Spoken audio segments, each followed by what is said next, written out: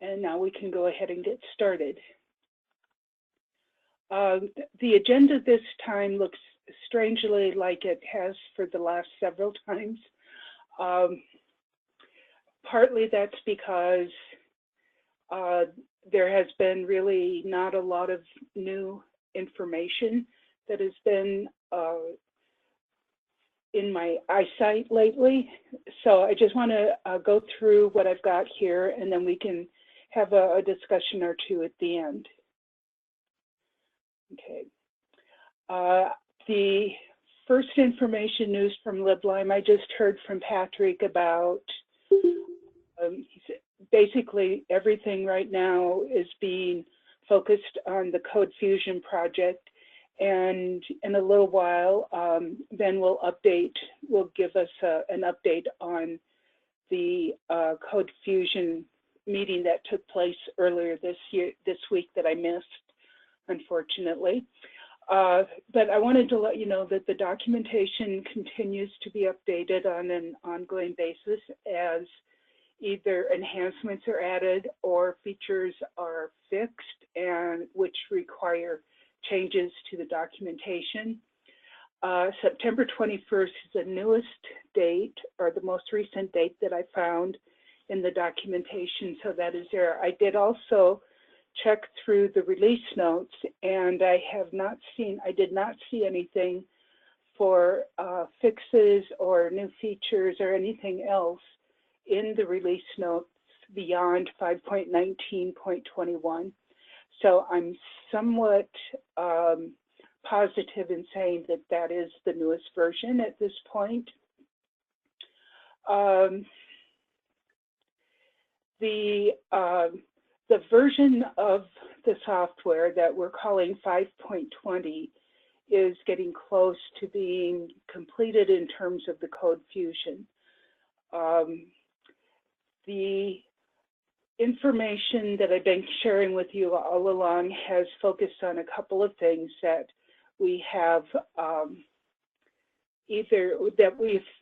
some interest in. The first one is offline circulation, and I did show that a couple of meetings ago and asked that if you're into testing in your sandbox at that time, if offline circulation was working for you, if you could make it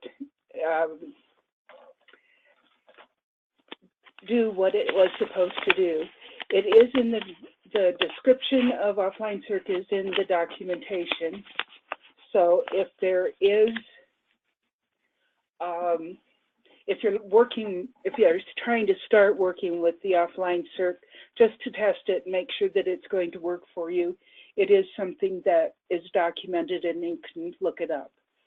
However, I wanted to find out if anybody had an opportunity to try the offline circ, and if you have tried it, what you think of it. And if you haven't tried it and don't remember the demo, would you like another demo?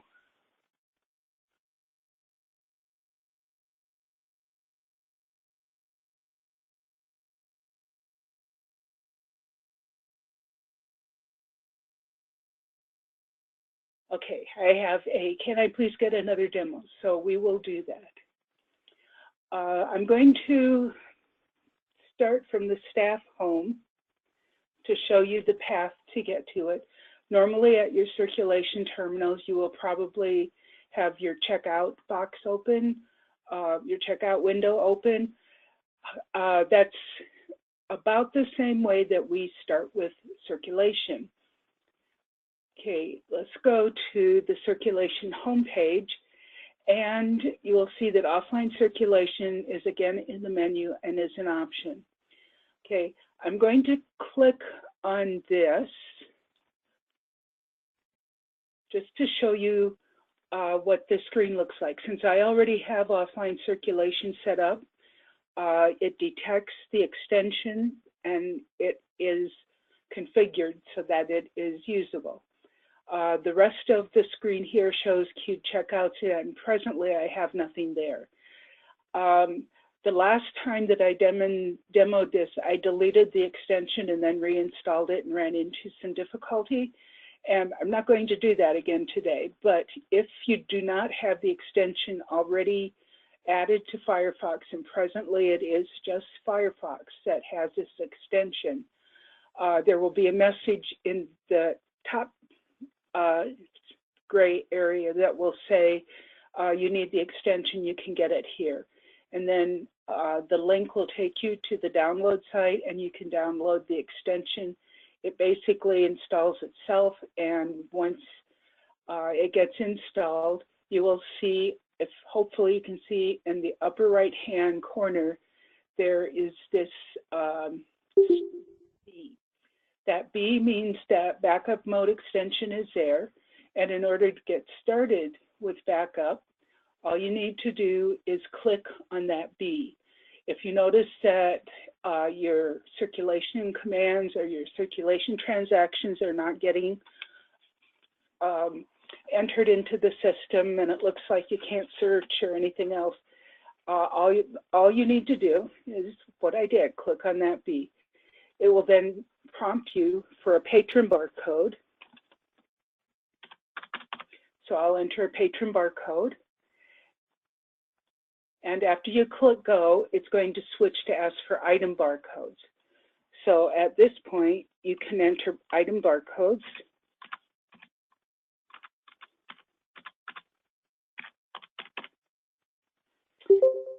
You check out. Notice that our only option is checkout. So that's all that we can use is checkout. I suspect that most of you never did use the check-in portion of the previous offline circ. So that's probably not an issue. Let me check one more item out so that we have at least 2 things to send to the server.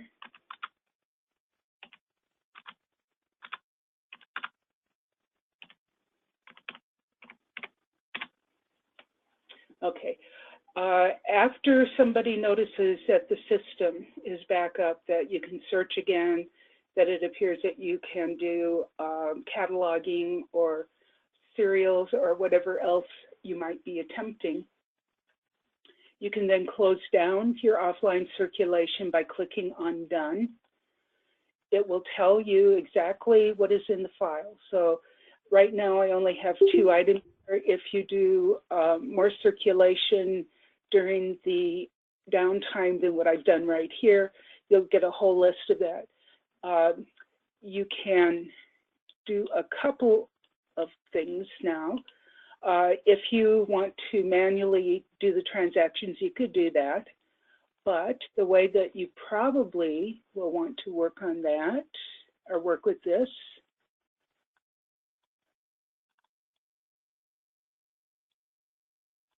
hold on.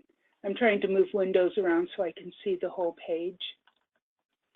Okay, so with this still in the offline circulation application, and about all you can do at this point in this application is to delete everything. We don't want to do that until we've sent it back to the server. So you'll notice that this opened a new tab for me on the upper, on the top of the screen. I want to go back into my sandbox.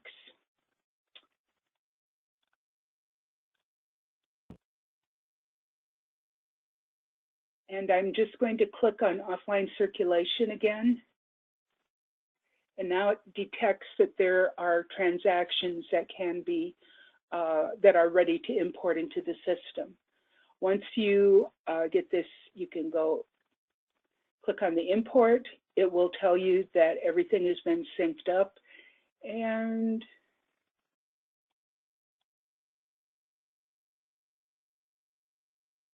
you can, over on the right-hand side here, download the successful check-ins.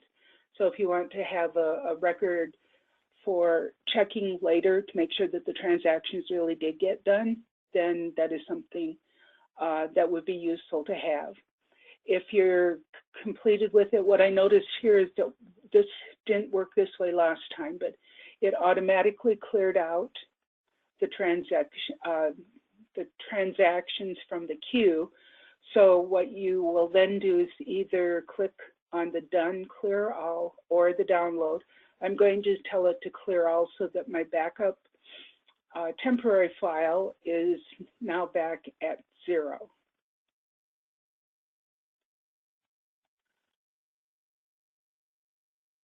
Okay, it seems to me that this is going to be a relatively and quick, easy thing.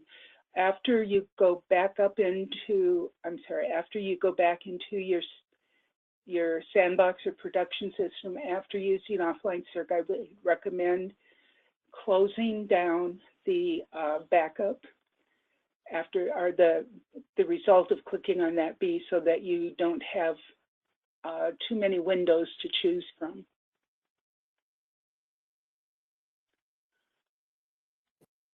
Okay, any questions about that process? Do we know how it processes illegitimate transactions? So if somebody's trying to check out two of something they're only supposed to have one of, or they're trying to check out something and they weren't supposed to be checking out anything at all? Right, there will be, in the downloaded file, it'll list everything that's there. So if there is any problem, it will not finish if a barcode is missing a digit, for example. It can't find something, so it's not going to check it out. It'll be reported in these statistics that show up so that you know that it did not work, but then I think you're going to have to look through the listing to make sure that you get the right one. Any of the block instances or whatever, as near as I can tell, are not detected during this process, that the backup will actually let the system check the item out to the patron if it's a valid barcode for both the patron and the item. So if, let's say somebody owes too much money to your library and they come and they happen to hit the library when the system is not available. If they check something out, if they have a valid patron ID and they check something out, they will check it out to them. Any blocks or anything that existed on the patron record, as I've seen, stay there, but that item does get checked out to them so you can track it.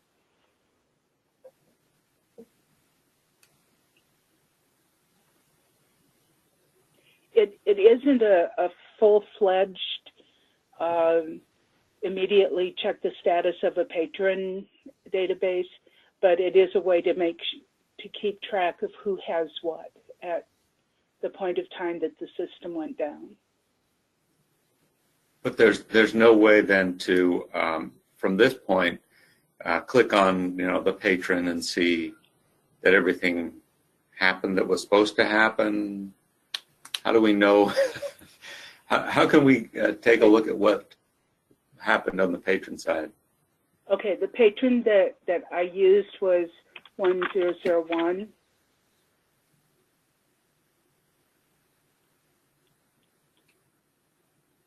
And you can, as long as you have the patron ID, you can pull the patron record up. And these are 2 transactions that I made today. The system does, when it transmits the transaction to the server, it does read your policies. So in this case, the items are due back in 28 days. I think I have this set up for. No, it can't be 28 days. This one might be 14 days. It will still use the policies that you have in effect. Is there a log of these that we can go through to make sure everything happened the way we wanted it to?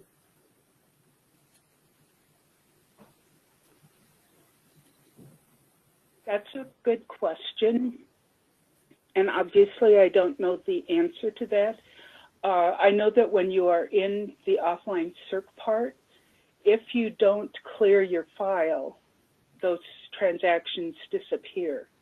And I think that's why the option in the offline circ area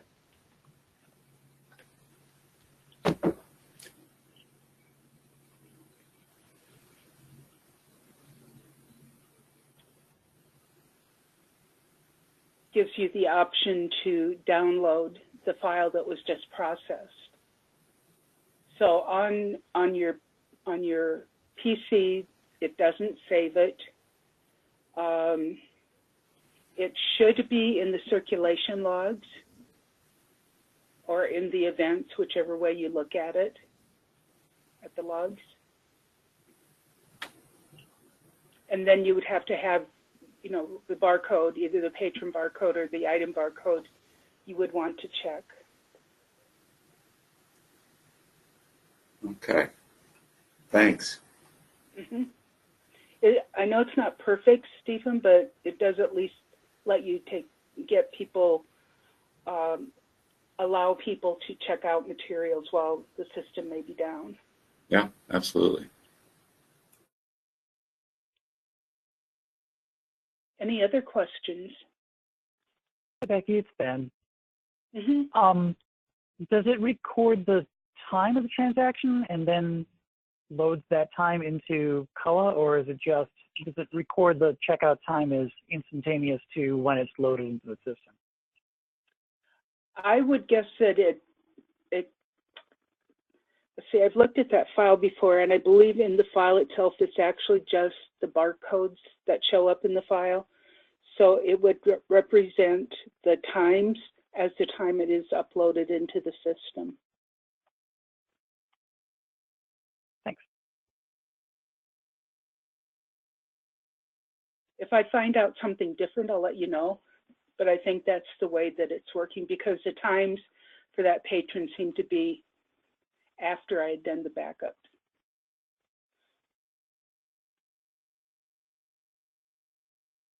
Has anybody had an opportunity to try this yet in your sandbox?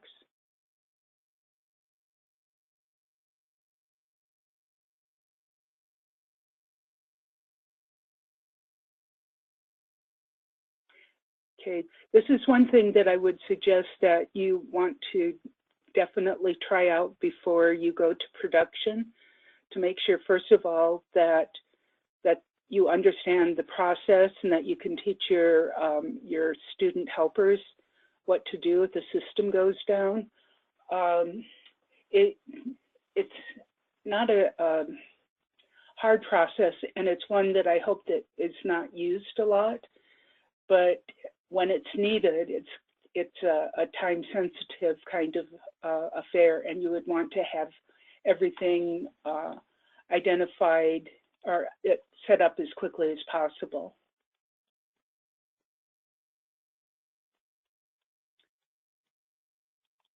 Okay, let me go back over here. And in the agenda, the other item that I've kept on the agenda for a while has been the enhancement to the MARC import process that would let you process a vendor file for electronic resources that have been deleted from the options that you purchase from that vendor. When I was trying it before, I was partially successful, not completely successful, and I had talked to Patrick about it. I know that Michelle had at one point been working on this to see if it would work, and I know I've seen some different matching rules in the Waldo sandbox. I've asked Patrick again whether or not this is something that has been fixed, and he's checking on it for me right now. I was curious as to whether or not anyone had tried it in your own sandboxes. My problem is that I don't get files from vendors to do testing, so what I do is take files of records, load them into the Waldo sandbox, and then say use the same file to try to delete them. And that's kind of it's not a real life situation. So I think that once I find out from Patrick what the status of this particular issue is, that I'll be able to send out a message on Waldo support letting you know what the update is on it. I know that this is something that Marymount Manhattan has definitely been interested in.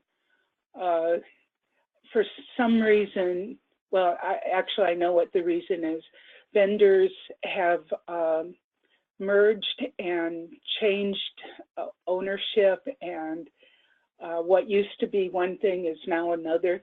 And in the transactions and all of that, all the files that were being dealt with originally are not necessarily the same files that you are receiving from your current vendor in order to try and clean up the subscriptions. So what we're trying to get to work correctly each time it's used is that delete option in the mark import process.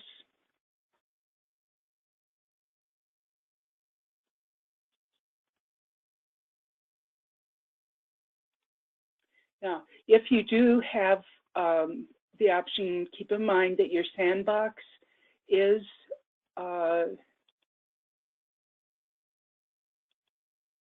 it is available to you right now. Your logon should be the same as what you have in production. So that is something that you can test at any time. Again, I'll keep track of this one and ask Patrick each time we meet, or before each time we meet, what the status is of it.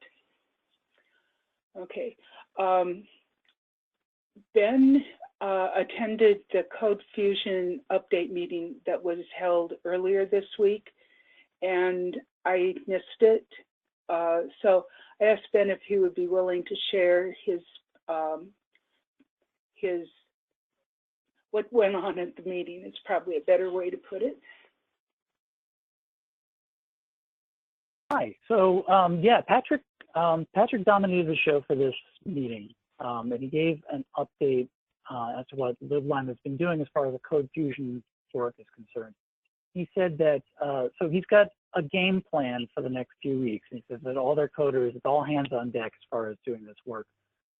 He said, this is the plan that he has right now. He said they're going to finish porting over the functionality from the public library version of COA to the academic version. All right, so that's step one.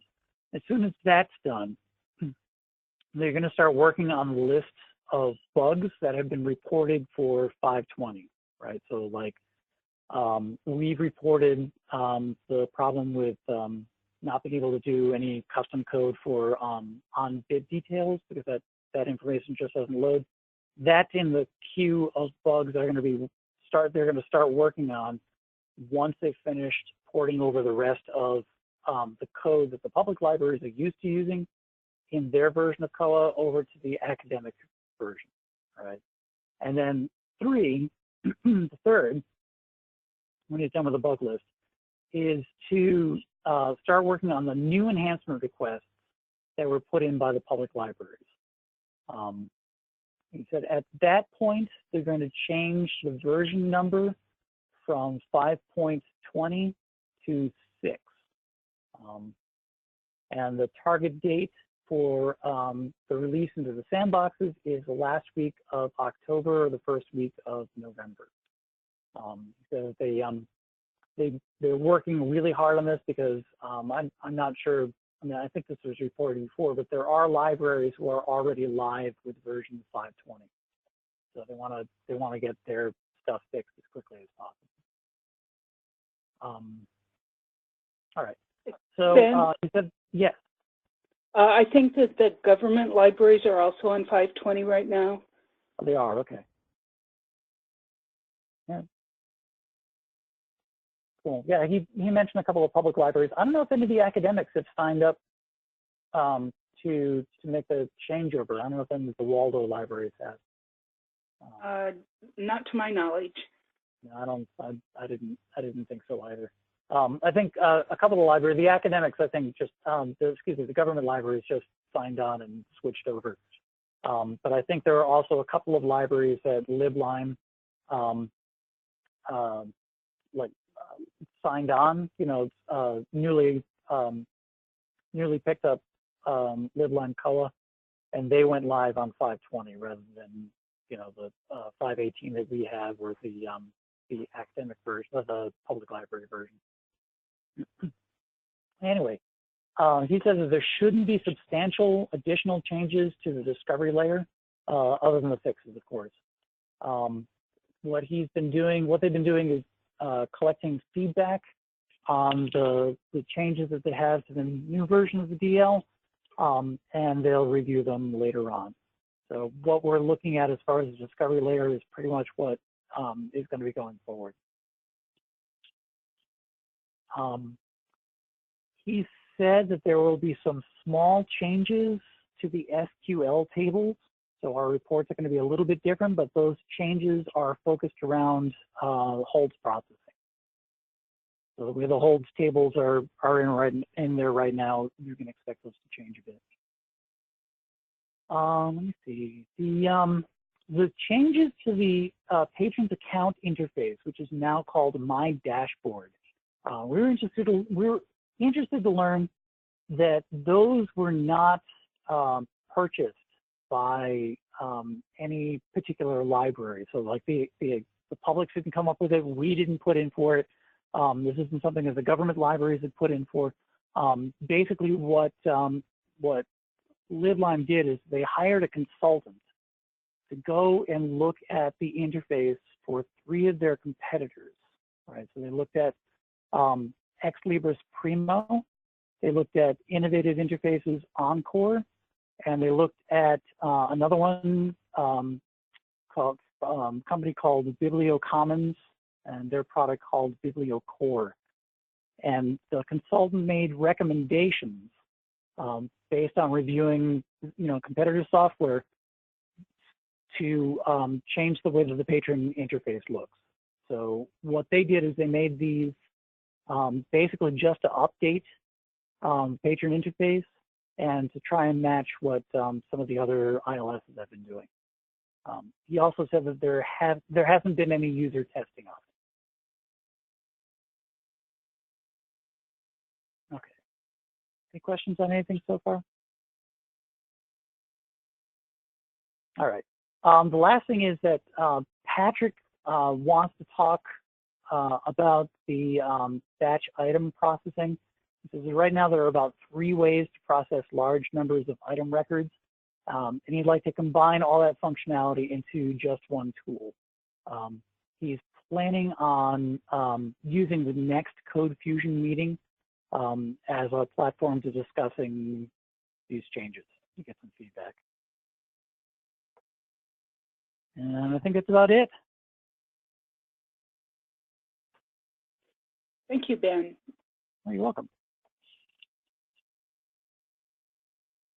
The date of the next Code Fusion meeting is still being determined. That's right. It should be like the last week of October, the first week of November. Yeah. So if you have opinions or needs for the batch item edit that you would like to throw into the mix so that people, so that the public libraries and anybody else who's interested has your ideas as well, we would definitely encourage you to join us. Not to join us, to let us know what those concerns are so we can be sure to bring them up. Along with the Code Fusion update that Ben just did, I prepared today by going and looking in the support center account for Code Fusion just to see what was in here. Right now, they're down to 74 different stories or tickets. And when I scrolled all the way through down to about here, and a lot of them have to do with the discovery layer. Pretty much anything that has to do with the discovery layer, there is a note on the ticket that says, we added it to your list. So functionally, I didn't really see anything in this list that was a blocker for any of us. I think that perhaps the next meeting that we have, it would be a good idea just to do a quick review of the functionality changes, since it appears that this is getting closer and closer to the point where we could actually move into production. But I think it will do to I think it will be useful to go over all of the new things, because what you have been accustomed to in 518, it's all there. It's still all there. It still all works. But there are some new things that you need to be aware of that you heard before, but you may not remember. It will be something that we can do it pretty quickly. And what I probably will do is update that spreadsheet that I had sent out earlier that had a list of all the functional changes and the fixes that were made in the various tickets that are in the Code Fusion Support Center section. Okay, and then that brings us to production upgrades. Again, like the last time we met, I am not pushing anybody to try and get them to move forward with this production upgrade. I suspect that the earliest that any of the libraries will even consider it would be over the holiday time off, and that is only, and that would be considering what time you have staff that would be available to work with the system after it's been upgraded. While there are not a ton of functional changes that would affect you, I think that just the little bit of different look and feel is something that you would want to review before having your students and faculty members just be introduced to it all of a sudden. There are some things that individual policies may vary from library to library, and you will need to have a little bit of time to consider what the options are and how you can implement a feature into your system. Of course, you can always ignore all the new stuff and just use what you're using now. It's always an option. But at some point, I know that LeBlanc will ask us to make sure that everyone is on the newest version of the software. Okay, the enhancement list update, this is something that I keep on here. These are the 4 enhancement ideas that we wanted. I suspect that before we do anything more with authorities, we'll want to have the public libraries on version Bibliovation 6.0 or however they're going to term it, and have more than just the Waldo libraries involved in that development process. That one is everything with authorities is still a pretty big enhancement issue, so it's something we want to make sure is done the way that is best for everyone. Okay, again, just a reminder that the recordings are on YouTube. In the chart that I have below on the page, it gives you the link to the YouTube page. I haven't searched within the last week or so for Waldo LAK, but I know when I've searched before for Waldo, I got all kinds of weird things that came up. So I would recommend that you actually go to this list of links so that you get to the right spot very quickly. Okay, there was one other topic that I wanted to bring up today, and it's not a difficult topic. It's just that as time has gone, it seems like we've been talking about Code Fusion for a couple of years now, maybe 3 even. And with that, it becomes more and more difficult to come up with a list of topics to cover with you, even on an every other week basis. So I thought maybe it would be a good time to at least raise a question about, is it valuable for you still to have these meetings on an every other week basis? Would it be better if we had maybe 1 meeting a month? Or is it still, even though we're no longer usually running an hour, is it okay to just do a half an hour? I do firmly believe that we do need to have contact, and this is the best contact that I can think of other than writing email messages. And the same problem exists for writing email messages. If I don't have news to give you to update you, it's hard to manufacture some things. So one idea that I've thought about is that the libraries that participate in the meetings could, be willing to talk about some of the things that they're using and how they've implemented the features of LAK into their system. I know that there are some libraries that use serials and some that don't. And with LAK 6.0, the serials module is completely different. So that might be something where we might even actually want to schedule training. So just any comments would be useful. And if you can't think of anything to say today, just send me an email if you do.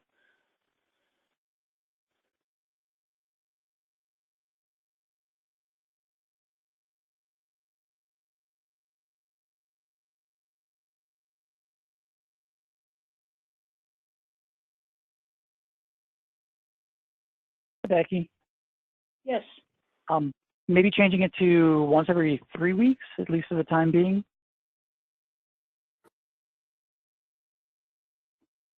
Although I like the idea of a half an hour meeting too. That's not too bad. Well, it often turns out to be that way.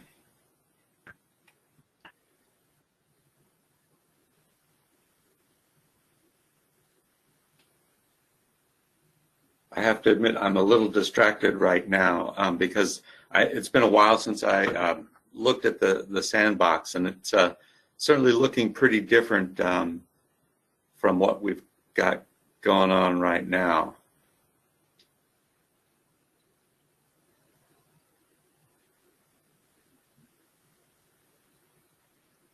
Yes, and can you tell Stephen that that's something that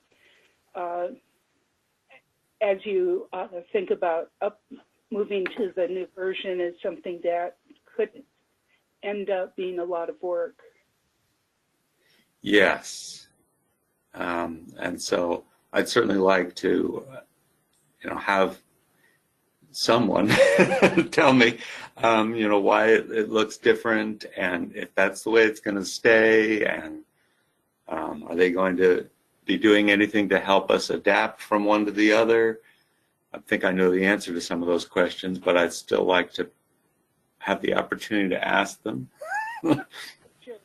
Well, and maybe one idea would be to, I know that that Hartford is doing a lot of customization on their own, so they know that interface very well. And it's something that, maybe they would be okay with sharing some of their ideas and some of their tips during one of these meetings so that it would help people along a little bit so that everyone doesn't have to recreate.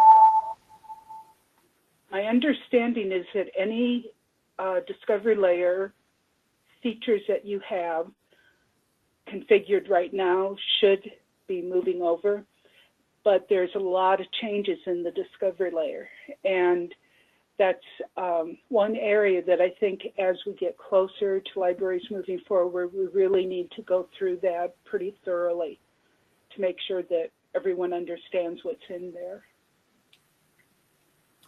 Yeah, and what I've done with the catalog is pretty basic. Hartford's got a lot of Java script in there and other stuff that I'm not necessarily going to want to even contemplate putting in our system.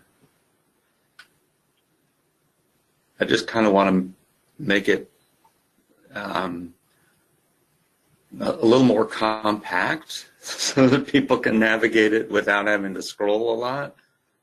Sure. And there are some settings that will allow you to do that in some instances. Right now in the Waldo sandbox setting that I have for display, I turned on to display holdings in the results list. So you would see how many items were there and whether or not they were available. And that's, that can be turned off quite easily. So things like that, I think just even being aware that there are options would be very useful. Yeah, very. The scrolling left and right. I guess I'm sorry, sort of bottom line is I'd be reluctant to change the meeting schedule right now, because now is the time when I could start looking at these things and preparing for an upgrade that might be coming at the end of the quarter. Mm-hmm. And your end of quarter is when? Second week in December. Okay. And then your next quarter begins middle of January? Beginning of January. Yeah. Beginning of January, okay.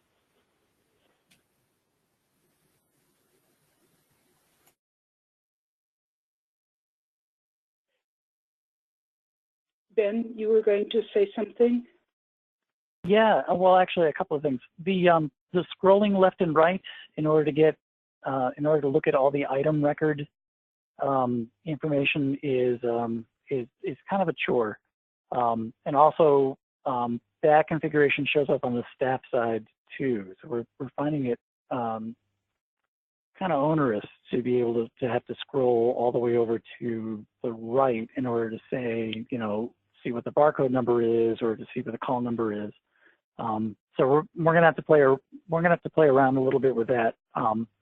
The other thing that I wanted to mention is that a couple of the public libraries also do a bit of customization for their discovery layer as well. So we might be seeing, once we're all in the same version, we might be seeing more resources for sharing custom code.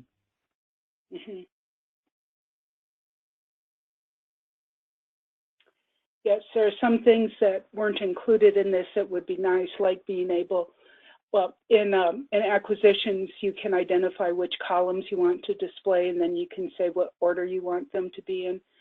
For item records, that would be wonderful, because then you could hide all of the columns that you really don't care about when you're looking at an item trying to determine what it is that you need to change.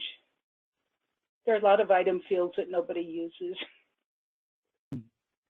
Right, and there is the new, I think it was it 5.16 or the current version 5.18, where we can configure the fields and the order of item record information as it displays, and also whether it's going to show up in edit mode or in staff mode or in public.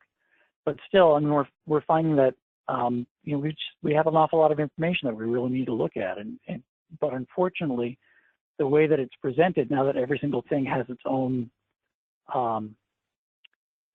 cell that it sits in, its own column that it sits in, that now the information is being pushed way out to the right. Yeah, that's the thing that you're looking at now. Item field setup.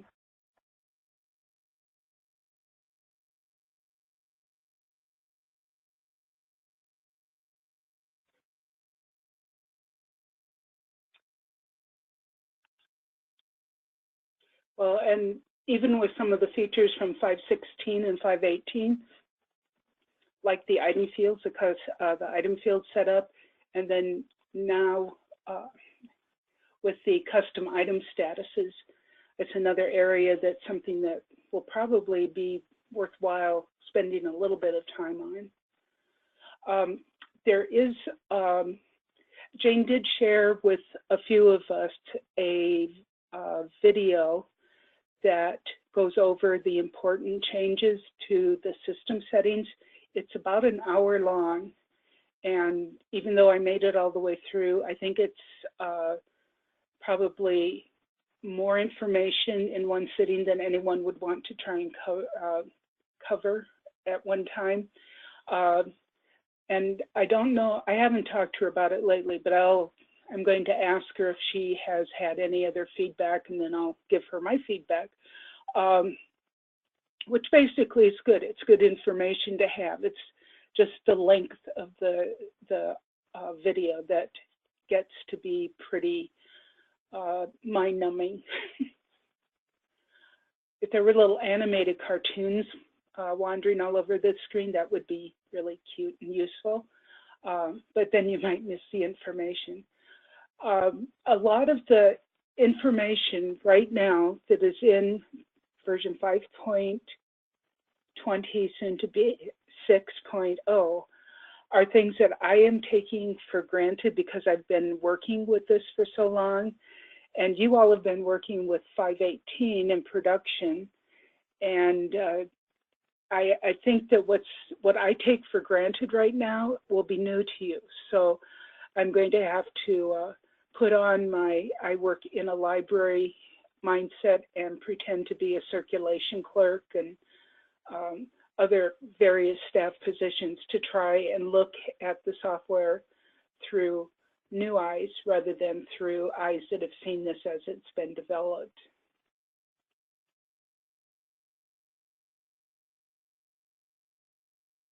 I think that for now, we'll just keep the schedule as it is. So the next meeting will be October 11th. In the meantime, if there's anything that you happen to stumble across, if you get into your sandbox and you have a question about it, just send me a quick note and I'll make sure it gets on the next agenda so that we have, so that we begin looking at things at least a little bit. Now, keep in mind that the purpose of Code Fusion was primarily to get circulation rewritten and merged with the LLK code. There have been a whole lot of other things that have changed too that had nothing to do with Code Fusion, but they are important changes that you need to be aware of. And with that, that's all that I have today. If you have any other thoughts on how to make these meetings more valuable, please share them with the whole group. Just send a message to Waldo Support, and we'll meet again on October 11th. Happy fall.